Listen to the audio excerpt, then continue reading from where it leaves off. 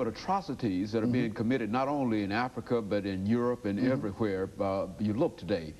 And while all of that information sort of gives us a thread, and it leads to another 200,000 deaths. And it seems that if we read our newspapers every morning, it seems that these atrocities are being committed, and it's almost as if the world is not even concerned about the 200,000 deaths. What should our reaction as a leader in the civilized world be? What has Somalia sort of painted us in such a situation that we can no longer react to what is going on in Rwanda and Burundi today?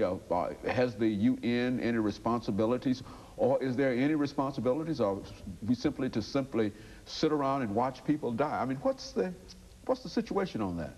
Well, I think the international community should intervene, particularly in this situation, you know, now happening in Burundi. They should have done that in Rwanda as well, you know, as well as other trouble spots. But the problem is that events in Africa hit the headlines on TV for a week or two or three, and they disappear, and people are still being killed.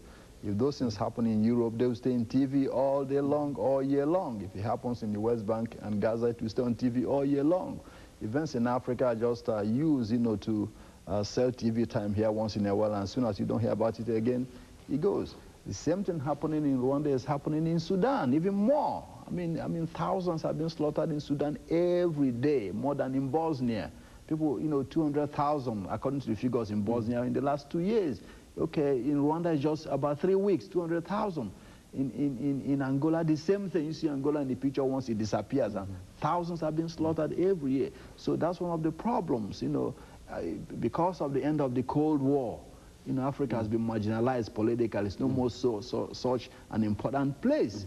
And of course, you have the racial thing.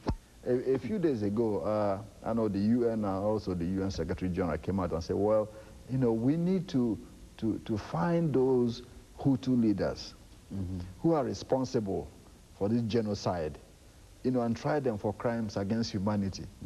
I'm not opposed to that. But I'm concerned for certain reasons. Now, why use Africa as the place to set an example to try people for crimes against humanity? I think it should be even-handed. Okay, for example, there's a place called East Timor. Almost half of the population have been slaughtered by the Indonesian army. Those people should be found at the same time and tried for crimes against humanity. In Syria, in 1980, 82, Assad's brother, Rifat al-Assad, led what they call a defense company and went to a city called Hama in Syria, and over 10,000 people were slaughtered in a few days. That's the crimes against humanity.